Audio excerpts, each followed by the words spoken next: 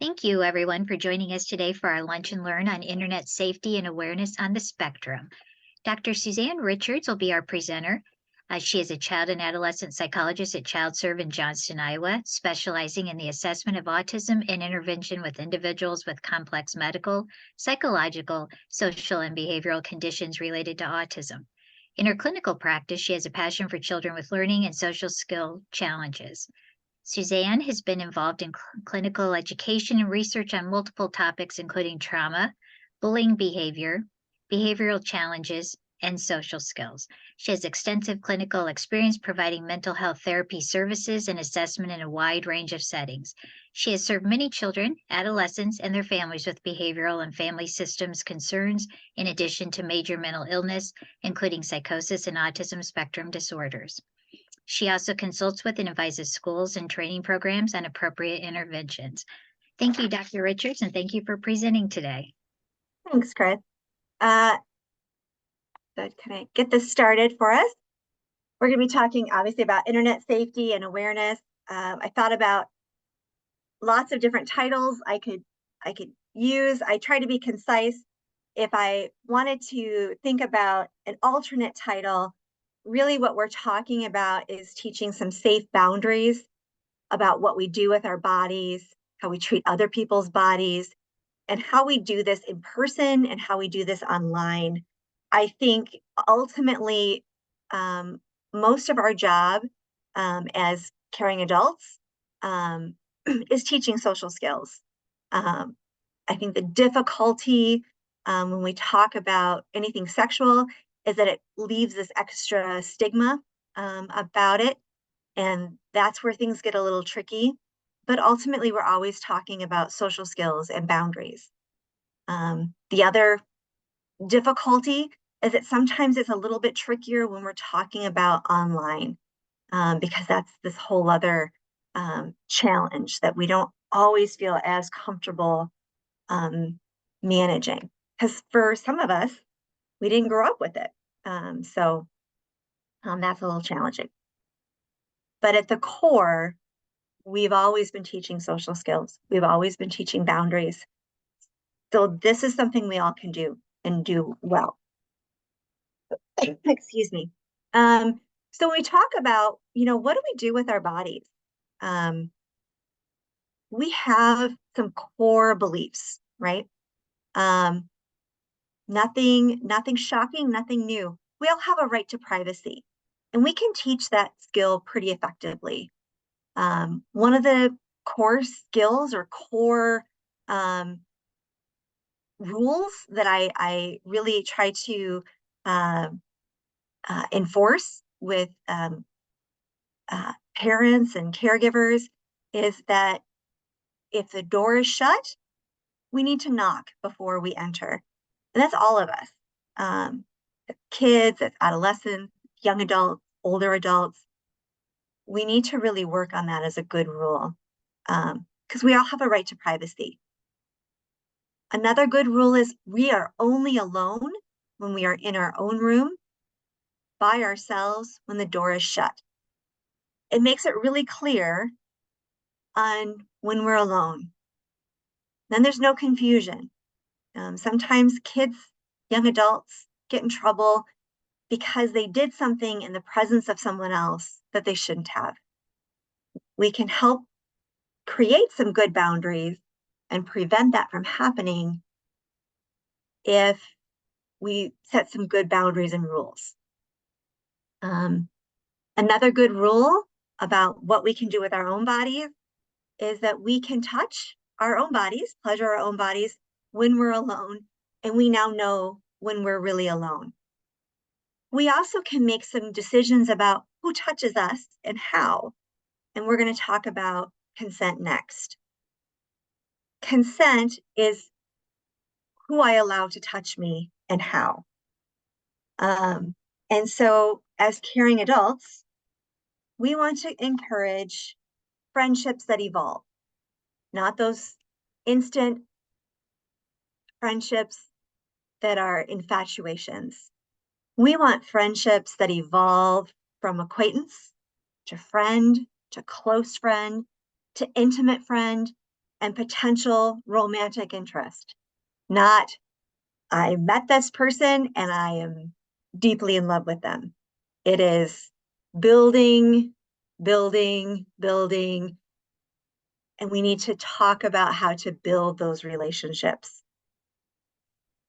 When we talk about building relationships, we need to make sure young adults, adolescents, kids understand that each level of friendship, acquaintance, friend, close friend, intimate friend, romantic interest, it takes about 50 hours of sharing information, sharing interests to get from one level to the next. So this is a slow process. We need to encourage romantic partners that have developed over time, right? 50 hours per level, in which there's a mutuality of inclusive interest between them. So it's not, I have this romantic partner who is not mutually exclusive just to me. We want some mutuality where it's just between those two people. We want relationships where people feel good about themselves and their partner is encouraging. So as they talk about that relationship with someone else, they feel good about themselves. They talk about their partner as being encouraging, and they're encouraging to their partner. We encourage relationships where partners are equal partners. And we encourage relationships where partners don't ask us to do things that are not good for us, or they don't encourage us to do things that we can't talk about. So those are some of those red flags that we want to make sure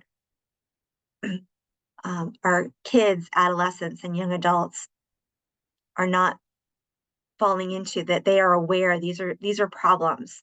If you can't talk about it or you don't feel good about it, that's a problem. So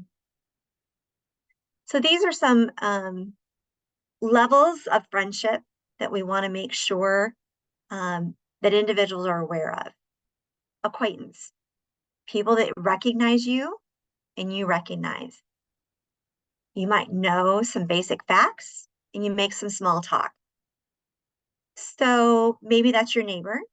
You know their name, maybe what kind of job they do, and maybe you work with them. You might know a little bit about their job. They're polite, they're friendly, but you don't make plans necessarily with acquaintances. Then there's some casual friends.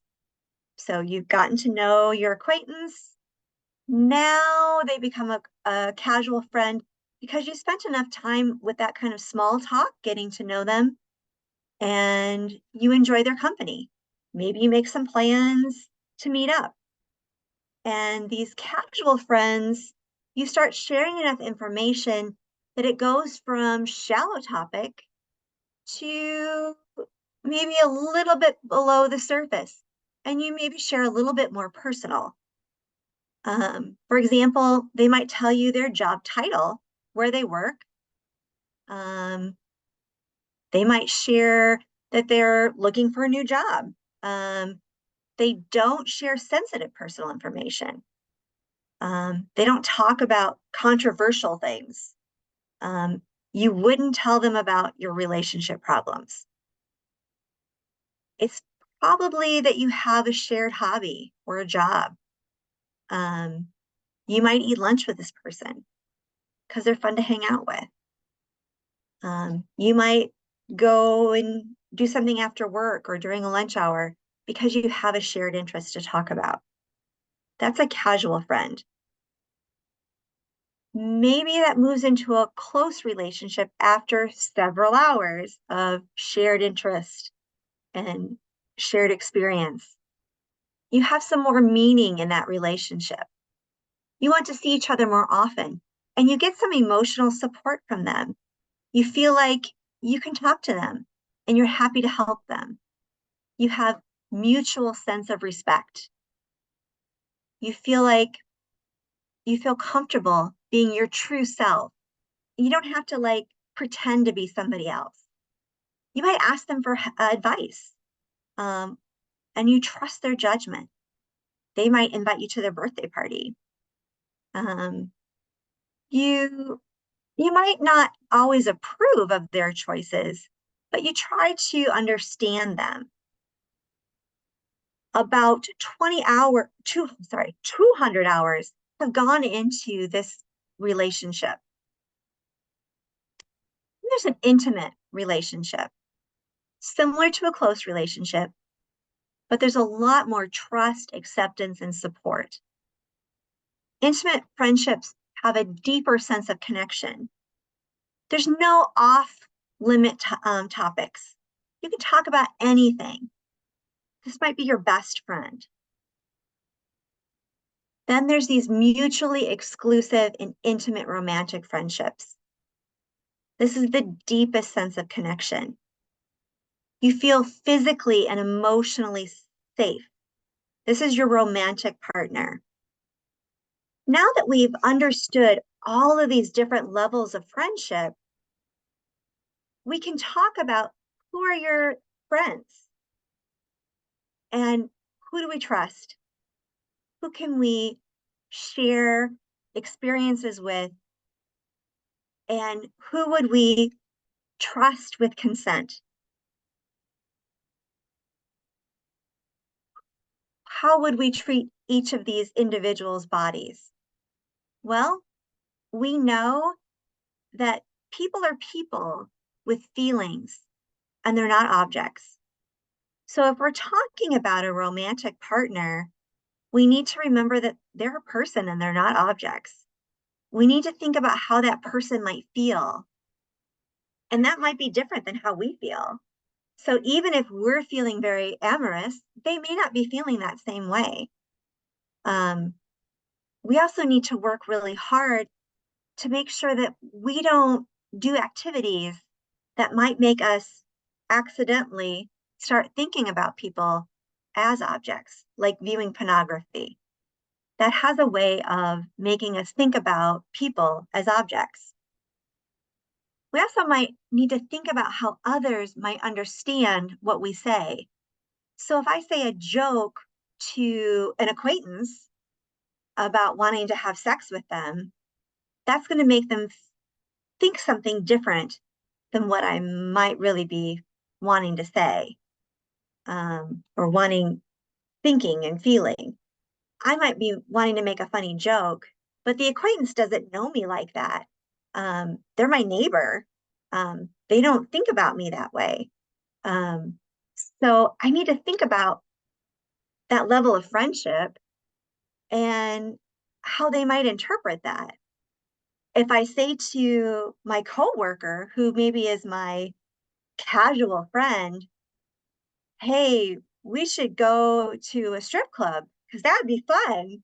Um, I don't think that my casual friend would be thinking the same thing. So I need to think about what I say, because they might misunderstand my thoughts. So it's important to think about those levels of friendship. We can't make decisions for other people about when and how they want to be touched. If we remember, only we can make those decisions for ourselves, and only other people can make those decisions for themselves. So when we think about consent with other people, we do need to think about the level of friendship we have before we talk to somebody. It helps us to think about what we're going to share and what we're going to say. We need to work hard to understand what other people are saying to us. If they say no, we need to stop. If they do not say yes, we also need to stop. We don't say mean or provoking things to others to get them to do things. And we need to treat others in a way so that they feel positive about our conversation. We need to think about how other people feel in that conversation. And that can be very difficult for an individual with autism. It's not that individuals with autism lack empathy. there's just two parts of empathy. One is empathic concern, and the other is perspective taking. Most individuals with autism score very high in empathic concern.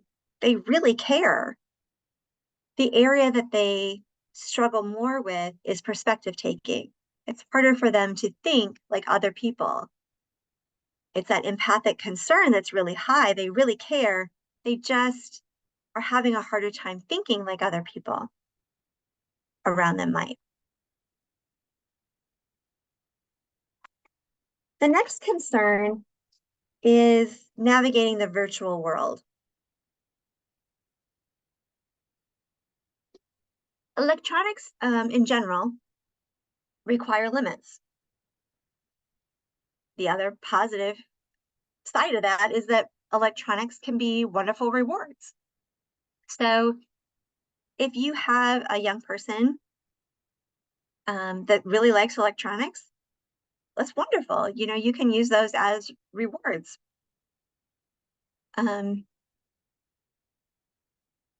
If they are using electronics to contact others, you really need to have similar limits to an in-person contact. So you have to kind of think about, you know, what are the rules for an in-person contact? What kind of information do you share? With whom and when? So kind of back to those levels of friendship. When you meet somebody and it's an acquaintance, what kind of information do you share? Because when you meet somebody virtually, they're an acquaintance. How much do you share? Not very much. You don't tell them where you live. You don't give them much information at all. But you need to kind of define that for your young person about what you might share. So the big question is, if you were face to face with this person, would you share this?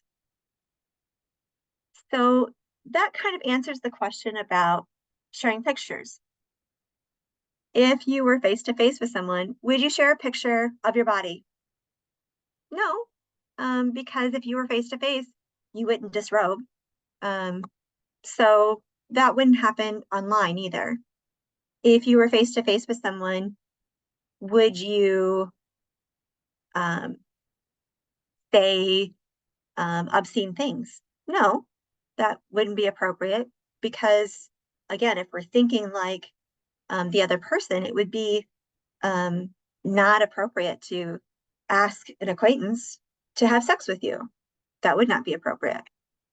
And again, people online are acquaintances. Maybe the next question would be, what's the goal of somebody that you meet online? It's a little tricky sometimes because online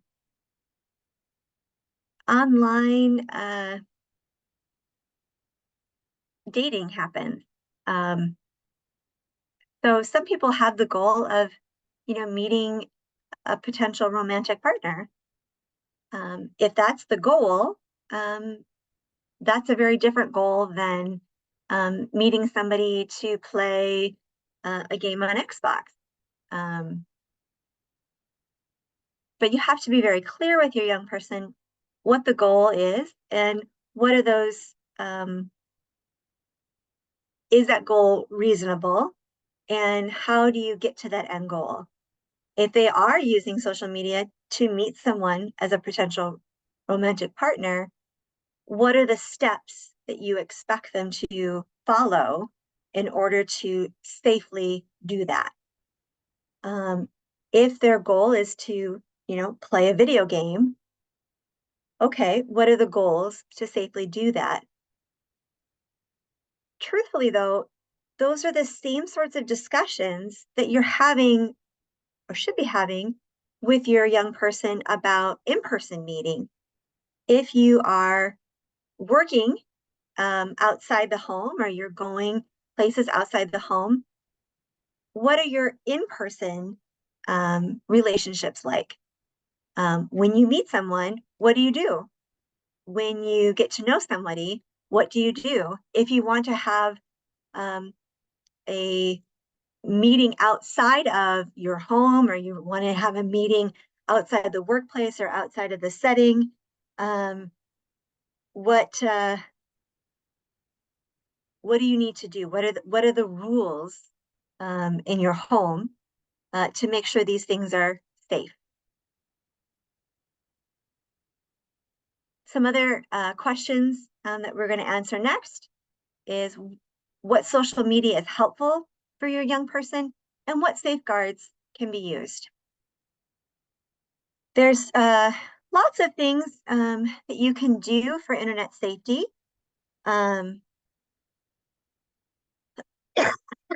Excuse me.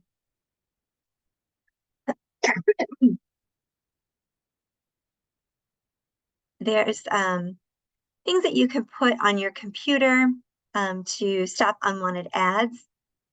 I'm not sure that that's the most helpful. There's also some things that you can put on your home network, so more on your router. There's some apps to protect your wireless devices. I think one of the more inclusive apps that I've seen is called Covenant Eyes. You can put that on all of your apps to protect all of your devices. You don't have to go through your router. You can put that on your phones and your computers, and it really will block everything that would be tempting with regard to pornography.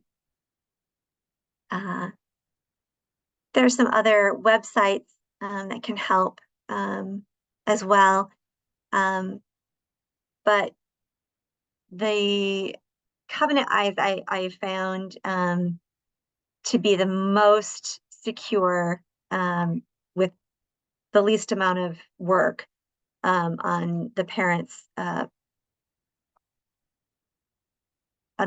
end.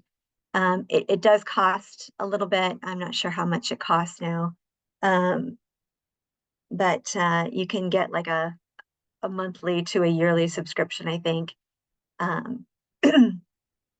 But it does seem to do the best job of any of those. But I would encourage you to kind of take a peek and see, what might be the most helpful for you if you're concerned about your young person getting into different things. I think Apple devices tend to be more secure than the Android devices.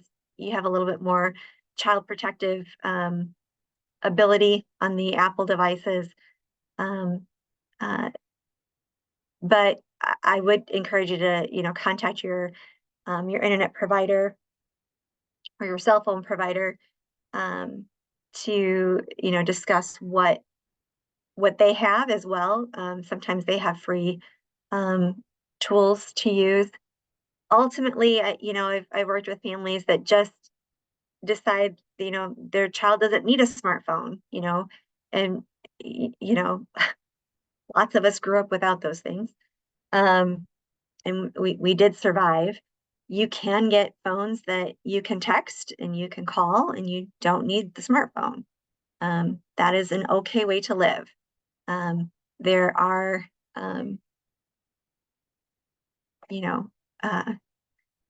there are lots of homes that don't have video games as well, and there are lots of homes that don't have smart TVs.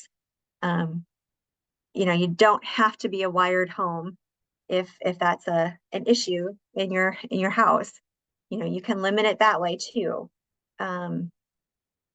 There's lots of things you can do. You can keep the remotes and controllers in a lockbox in your bedroom, and they only come out, when you're around. You can have the rule of only computers are used, at the kitchen table. So you can monitor them that way. You don't have to go through all of the internet safety lockdown sorts of things, but just have the rule of, we have transparency in the house, and the only time we're on the internet is at the kitchen table during these hours. And that has a way of keeping people safe too. So there's lots of ways of managing it. But if you're into the internet security and doing it this way, there's lots of options that way too. Online exposure is a unfortunate but real deal. A lot of unwanted exposure happens pretty early on. Kids at age 10, by the time they're 10, have seen something they shouldn't have seen. A lot of it comes up as a result of a word search that triggers something. Clicking on another site that just pops up happens. A pop-up happens. Misspelled web addresses happen. Typically when neurotypical children see something online, they click out of it, but then they show their friends, like, did you see this? This is really crazy. And so it kind of spreads that way. But it eventually kind of goes away. When children with autism see something that they don't quite understand online, they watch it over and over. And that becomes a little bit more of an issue. There's a lot of confusion about sexual information for individuals with autism. There's a lack of clarity about sexual differences and role issues. There's preoccupations related to the curiosity that they might have. There's some sexual joking, excuse me, that happens. They hear others at school making jokes, and there's laughter. So they want to get in on that. But maybe they don't tell the joke at the right time, in the right context, and then they get in trouble. There's a lot of our individuals with autism have had one-to-ones or paraprofessionals who are very empathic females who are kind, and maybe they don't set good boundaries early on. And so that can be difficult for them. And then, when it comes to the sex education classes that we've all sat through in middle school and high school, their peers are not getting, 100% of the information, but individuals with autism are typically getting about 50% of what their peers are getting. So they're not getting all the good information either. There's some difficulties in social cues. Individuals with autism, do struggle with social cues. And so there is that difficulty there. Often results in some difficulties then in translating, well, what do we do with knowing how to read social boundaries? Does that person like me or not like me? They said they didn't want to go out with me today, but does that mean that they want to go out with me next week? Should I keep asking? There's some difficulties with, this younger person is more my maturity level. They might be a good partner, but maybe they're really too young. So there's some difficulties in those contexts. There are some interventions that would be wildly helpful. Sometimes, kids have gone through certain social skills interventions, and we think, well, they've done the social skills. I would argue we all could benefit from intermittent doses of treatment.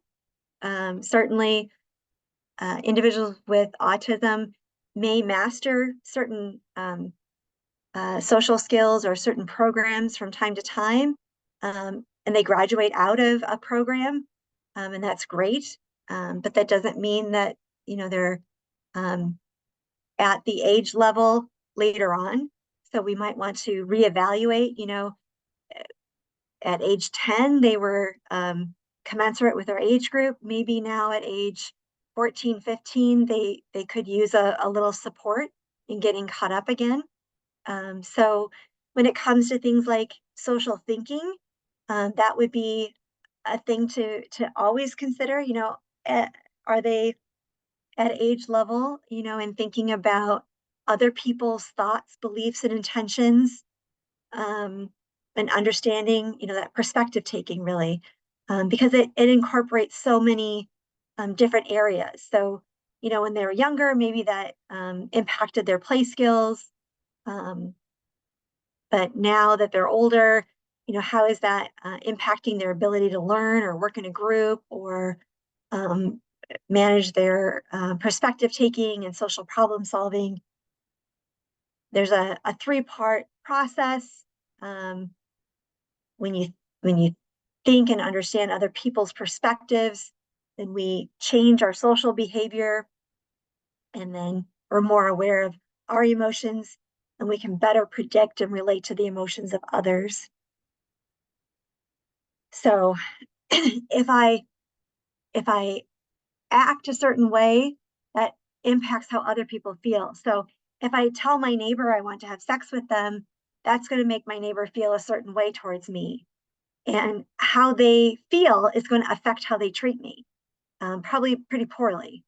And how they treat me is going to affect how others, how I feel about myself, because my neighbor is not very nice to me now. So that becomes this kind of big loop. So if I think ahead of time, like that's my acquaintance, I don't treat people like that.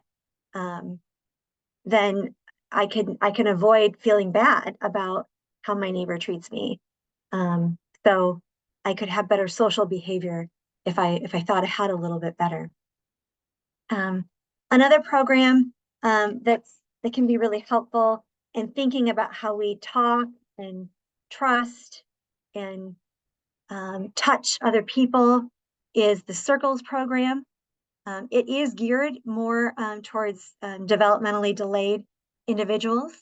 It's wonderful in that it's a multi sensory sort of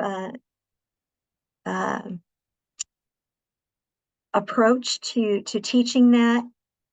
It does talk about the difference between acquaintances and friendships, family, strangers, and in how we provide consent, or how we touch those people, how they touch us, how we might act differently in those different situations, and that intimacy. There's a couple different levels of that program. The first level is just very straightforward, these different colors and how we talk, trust, and touch these different individuals. And then the second level is, how we might go from an acquaintance to a friendship, how we might go from a friendship to a romantic partner. And so those are really important lessons for kids and young adults, to see how those levels of friendship can change, and how they can be formed and maintained. You can actually see those boundaries, and you can talk about the level of intimacy.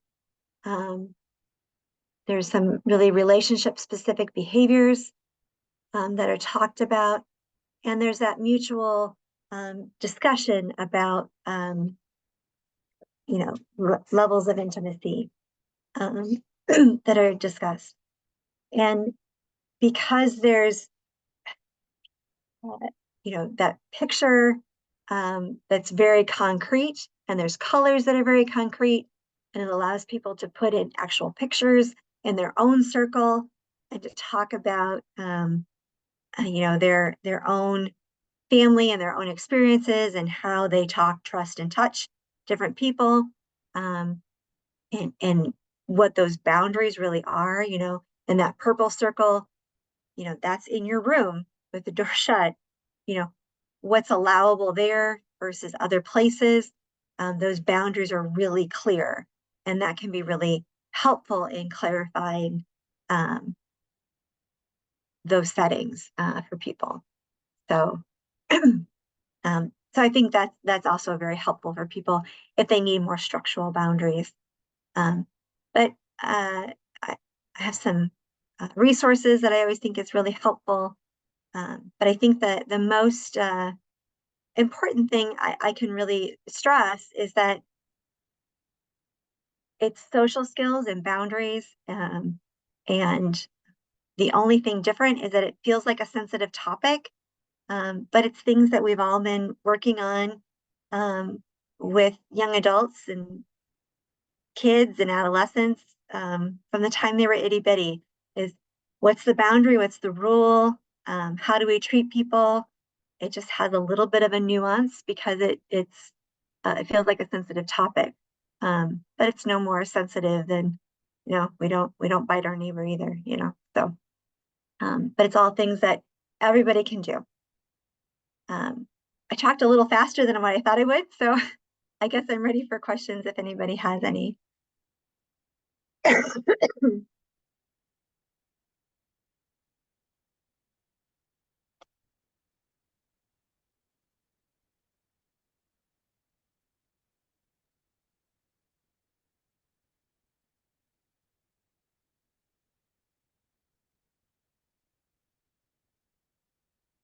Thank you, Dr. Richards. Does anybody have any questions? You can put them in the Q&A if you want it to be private, or you can put them in the chat room as well.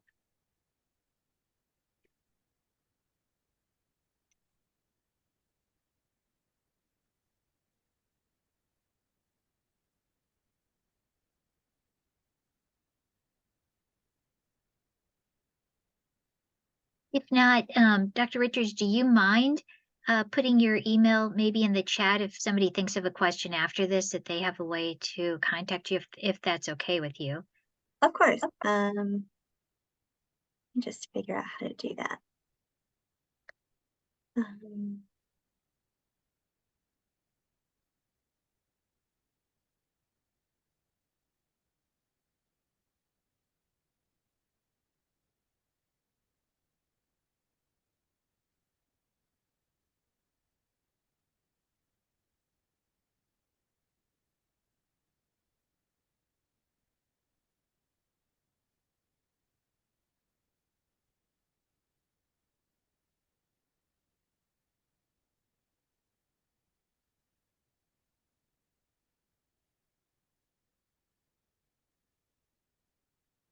And for everybody that's joining us today, or anyone that registered, we did record this Lunch and Learn, and the recording will go out to everyone with also some of the resources that Dr. Richards shared as well.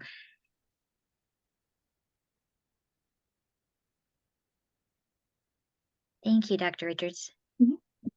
If there are no questions, we can go ahead and end our Lunch and Learn today, give everybody a little extra time. And so thank you so much. Thank you for presenting on this important topic as well. Yeah, thank you. Yeah. Thanks, everybody. Have a good rest of your day.